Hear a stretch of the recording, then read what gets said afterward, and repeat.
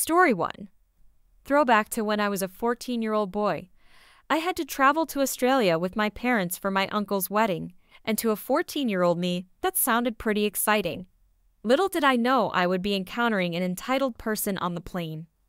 Originally, my parents were planning to go to the wedding alone because I had school and other commitments, but the wedding was postponed to May, which coincided with my summer holidays. Since my parents' tickets were already booked, mine had to be booked later on, which explains why I ended up sitting next to an entitled person in the first place. It wasn't my choice. Our seats were a bit far from each other, but I was okay with it. I sat next to Miss Entitled and her toddler, who was asleep, and Miss Entitled happened to be of Caucasian descent. I exchanged those polite, fake smiles, but she just stared blankly at me. I didn't think much of it and sat down, opening my laptop to play Purple Place. After a while of playing Purple Place, Solitaire, and chess, I decided to start my summer homework, which involved translating English paragraphs into Hindi. I'm of Indian descent. At this point, I didn't think about the entitled person much, but she soon made her presence known. Miss Entitled, what do you think you are doing? Me. My assignment? I'm a student. Miss Entitled, no, you are a dangerous person, that's what you are. I was confused. Miss Entitled then called the flight attendant. Excuse me, miss. This is a very dangerous individual. He is writing something in a foreign language. The flight attendant, who was visibly sympathetic, replied, Ma'am, he is a child. Miss Entitled, but he is Pakistani. Me. I'm Indian, and I'm just doing my homework. Miss Entitled, be quiet, you dangerous person. At this point, a gentleman named Callum stepped in and began verbally defending me. He called out her racism, labeled her as ignorant, and criticized her prejudice. My angry parents also joined in, expressing their outrage, while Miss Entitled's previously sleeping toddler woke up crying. It was total chaos. The flight attendant reprimanded Miss Entitled, and most of the people of color on the plane glared at her with disdain. To my surprise, Miss Entitled finally decided to remain quiet.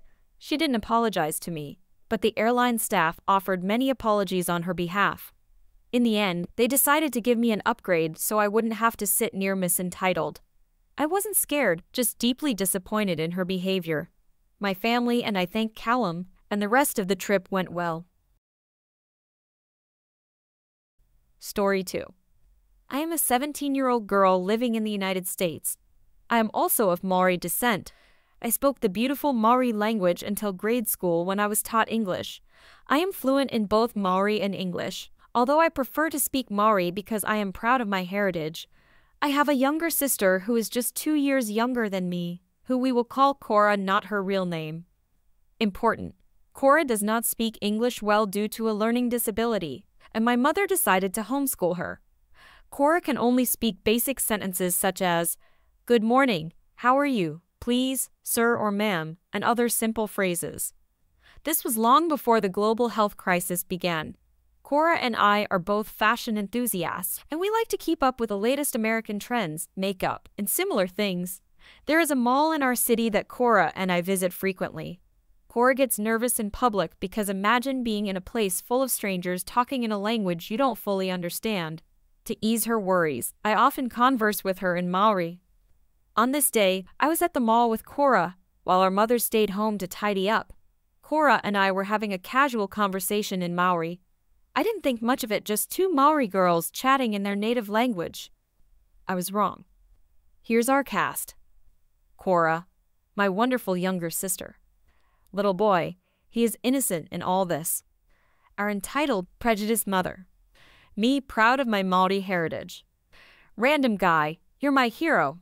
The little boy, whom I guess overheard us talking, approached me and asked, Whoa, are you two Native Americans? To some, Māori people may resemble Native Americans. Cora looked at me confused, so I told her in Māori that he asked if we were Native Americans. Enter, entitled mother. The boy excitedly exclaimed, Mom, look, I found some Native Americans. Isn't this awesome? What is your name, Native American? Entitled mother turned to me and asked, What language were you speaking? Me. Māori, ma'am. It's our native language. Entitled mother. Yeah, I don't care at all. You need to stop speaking in that Native American language. This is future America, and we speak English now. Me? No, ma'am, we are not Native Americans. Māori people are native to New Zealand, actually. Cora, shaking my shoulder, asked in Maori. I can't understand her. Have I done something wrong? I replied, also in Maori. No, my sister, you didn't do anything wrong. This woman thinks we're Native Americans. My sister looked relieved and let out a chuckle. Entitled mother. I said speak English. We are in modern America, not Native America. Me. Ma'am, as I mentioned before, we are native to New Zealand, not America. Please, leave us be. My sister does not speak English well, and you are scaring her. Entitled mother. Then maybe your sister should get a brain and learn. I said to my sister in Maori, Kara, let's leave.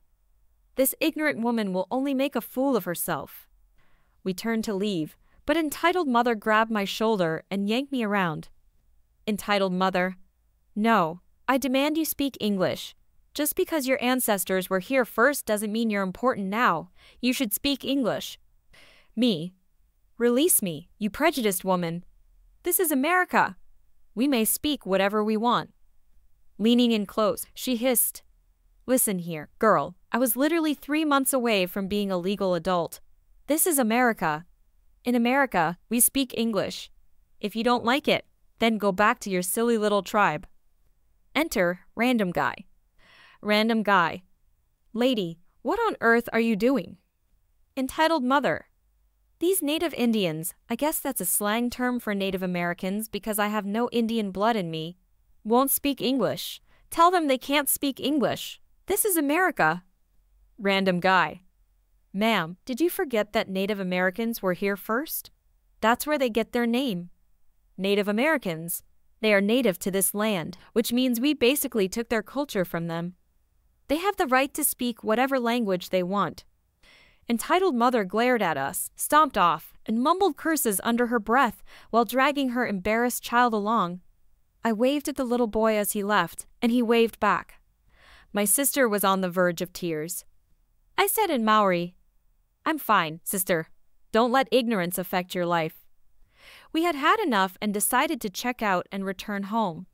I told my mother what had happened, and she laughed heartily, remarking on how some people walk around with their heads in the clouds.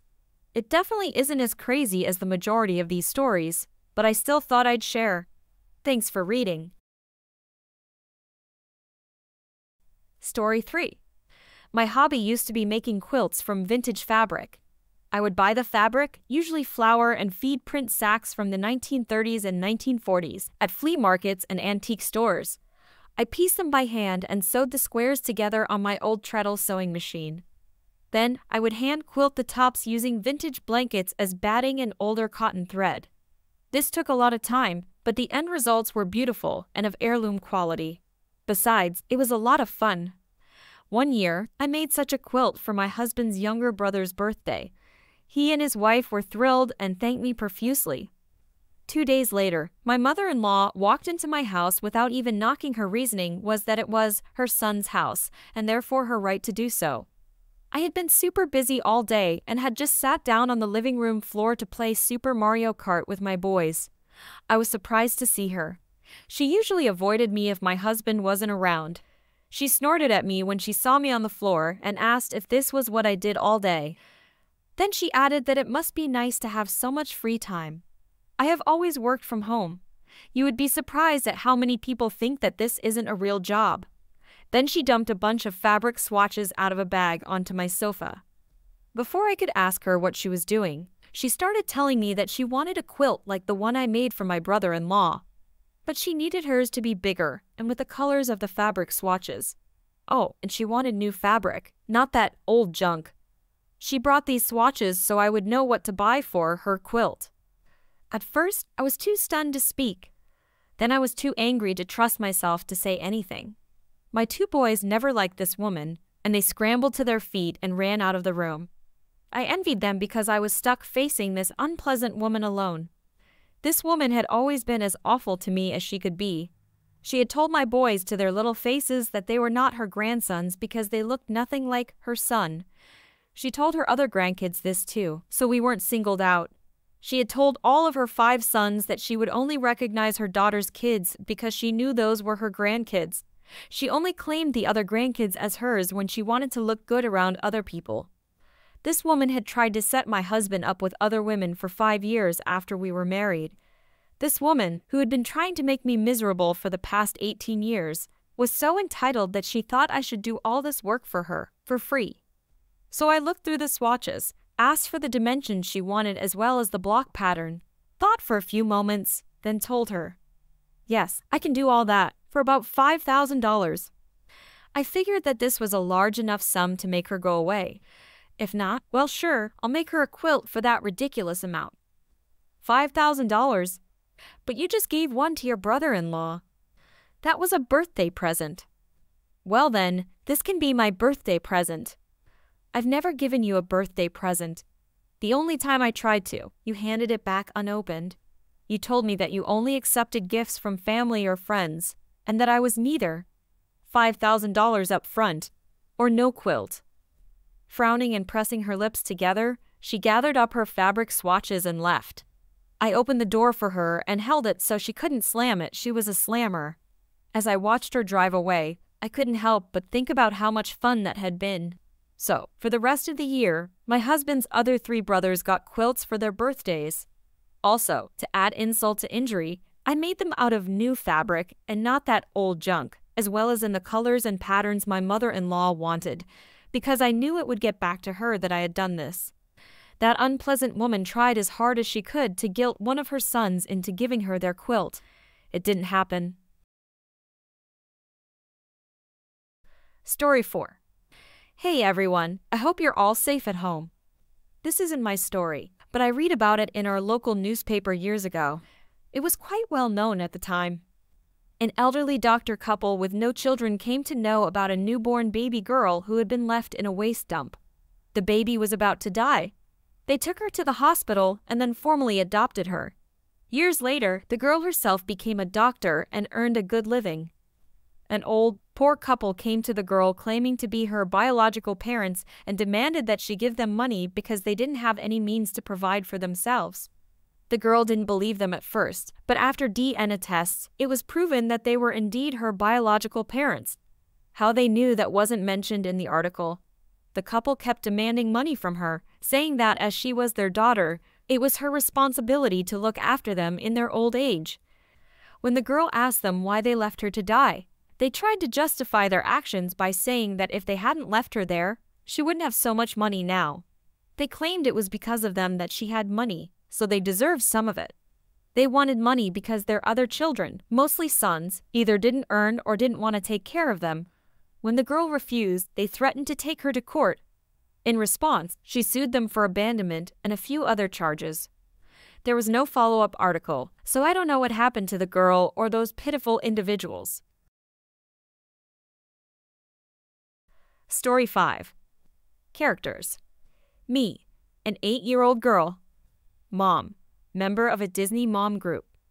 Entitled woman. Brat, entitled woman's child. To set the scene, my family was camping up in the Canadian North. It was a large family cabin, meaning only families with small children could stay there. We shared it with about 10 other families. I was playing with the other children and showing off my Pokemon cards. I was a huge collector and had many rare cards. One child, the brat, showed a special interest. "Those are so cool," the brat said. "Heck yeah, I love Pokemon," I replied. "I want them. You can get them at Walmart." I thought that was the end of it as he walked off after a bit of chatting. But after about 10 minutes, the entitled woman appeared and approached me, which I found creepy since I was a little kid and, at that point, alone. "Hey there, little girl. The brat said you have some cool Pokemon cards. The brat would really like those cards," she said. The entitled woman then pulled out $10 and offered it for all my Pokemon cards. "No way. Pokemon is my favorite thing ever," I said. I was creeped out but flattered that even an adult liked my Pokemon cards. She left, but I still felt uneasy. Time passed, and the children, except the brat, all came out of their rooms and decided to make a giant pillow fort in the living room space. I left my Pokemon card binder on the big log table I had been sitting at until then. After helping to make a glorious pillow fort, I came back to my table. The binder was gone. I immediately started freaking out, looking for it. After searching for a bit, I saw the brat looking suspicious in the hallway. "Hey, brat, have you seen my Pokemon cards? I can't find them," I said, extremely distressed. The brat smiled and said, "Mommy said I could have them." "What? No, give them back." The rest is a bit fuzzy, but I remember my mom confronting the entitled woman. The entitled woman insisted she knew nothing about it. When I mentioned what the child had told me, the child denied it. We even asked the person running the camp if they could search the entitled woman's room, but it was against camp policy. I was extremely sad for the rest of the trip. The only card I have left is the Eevee card I always kept in my back pocket. When we returned, my mom got to work. My mom was in what we referred to as the Disney Mom Group. It was an online forum only for middle-aged women who were obsessed with Disney in an unhealthy amount. My mom made a post about what had happened to me. Well, the Disney mom bloggers stepped up in a big way. For the next 3 months, I received mail with Pokemon cards, all with extremely kind handwritten letters of sympathy. I got back only a fraction of what I lost, but my faith in humanity was restored. To this day, I am still touched by their actions. Thank you, Disney Mom Group, and if the entitled woman and the brat are reading this, give me back my Holo Charizard.